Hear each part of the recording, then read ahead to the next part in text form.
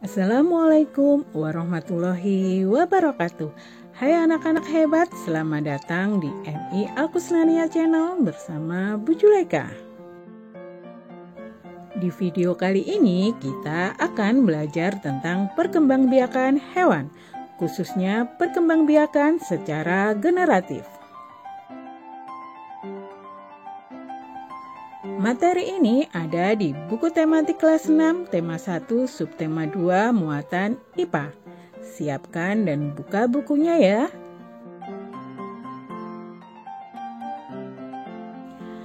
Anak-anak, Bu Guru mau tanya dulu ya, siapa di antara kalian yang sudah pernah membaca tentang cara perkembangbiakan hewan? Nah, secara umum, cara hewan berkembang biak dibagi menjadi dua cara, yaitu secara vegetatif dan secara generatif. Apa perbedaannya ya? Kemudian, apa saja contoh hewan yang berkembang biak dengan cara vegetatif dan hewan yang berkembang biak secara generatif? Yuk, kita pahami dengan membuat peta konsep tentang perkembangbiakan hewan. Perkembangbiakan hewan dibagi menjadi dua, yaitu perkembangbiakan generatif atau perkembangbiakan secara kawin dan perkembangbiakan vegetatif atau perkembangbiakan secara tidak kawin. Perkembangbiakan secara generatif dibagi menjadi tiga, yaitu ovipar atau bertelur, vivipar, melahirkan, ovovivipar, bertelur dan melahirkan. Sedangkan perkembangbiakan secara vegetatif juga dibagi menjadi tiga, yaitu membelah diri, pertunasan, dan fragmentasi. Semoga dengan adanya peta konsep ini kalian lebih mudah memahami tentang materi perkembangbiakan hewan ya.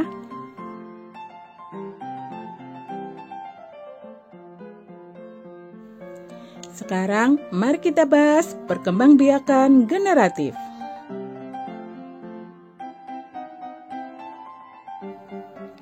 Cara perkembangbiakan hewan yang pertama adalah perkembangbiakan generatif atau seksual atau disebut juga perkawinan. Perkembangbiakan ini terjadi ketika sel kelamin jantan atau yang disebut juga dengan spermatozoid bertemu dan membuahi sel kelamin betina atau yang disebut sel telur. Seperti yang telah disebutkan tadi di peta konsep bahwa perkembangbiakan generatif dibagi menjadi tiga, yaitu ovipar, vivipar, dan ovovivipar. Mari kita bahas satu persatu.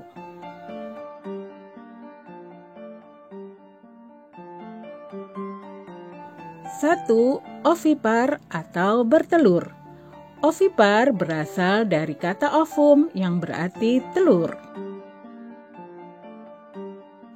Bertelur dilakukan oleh hewan seperti unggas, reptil, dan ikan. Dalam proses pembuahannya terdapat dua jenis pembuahan, yaitu secara internal dan eksternal. Pembuahan internal terjadi di dalam tubuh induk betina, sedangkan eksternal terjadi di luar tubuh induk. Contoh hewan ovipar internal adalah ayam, bebek, penyu, komodo, dan burung.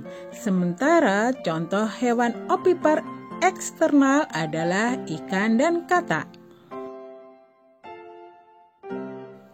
Ciri-ciri hewan ovipar adalah mengerami telurnya, tidak memiliki daun telinga, tidak memiliki kelenjar susu, dan tidak menyusui anaknya. Jenis perkembangbiakan generatif yang kedua adalah vivipar atau beranak. Hewan yang berkembang biak secara vivipar biasanya disebut juga dengan hewan mamalia atau menyusui.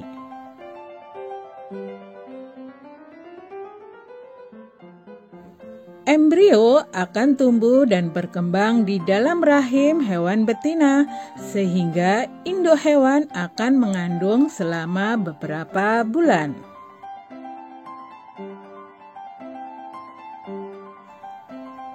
Contoh hewan yang melakukan perkembangbiakan secara vivipar adalah anjing, kucing, kambing, sapi, kelinci, dan masih banyak lagi. Ciri-ciri hewan vivipar adalah memiliki kelenjar susu, memiliki daun telinga, tubuh ditutupi bulu atau rambut, pada umumnya menyusui atau mamalia.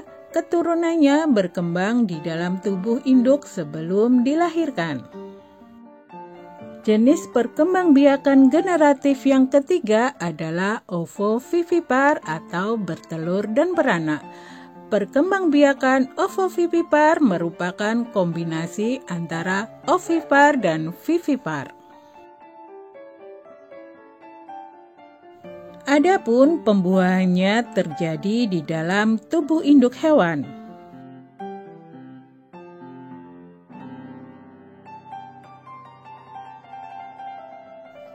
Saat berada di dalam tubuh induknya, telur itu berkembang hingga menjadi hewan baru.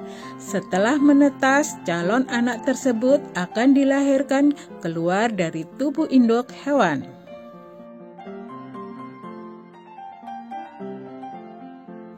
Ciri-ciri hewan ovovivipar adalah tidak memiliki ciri khusus.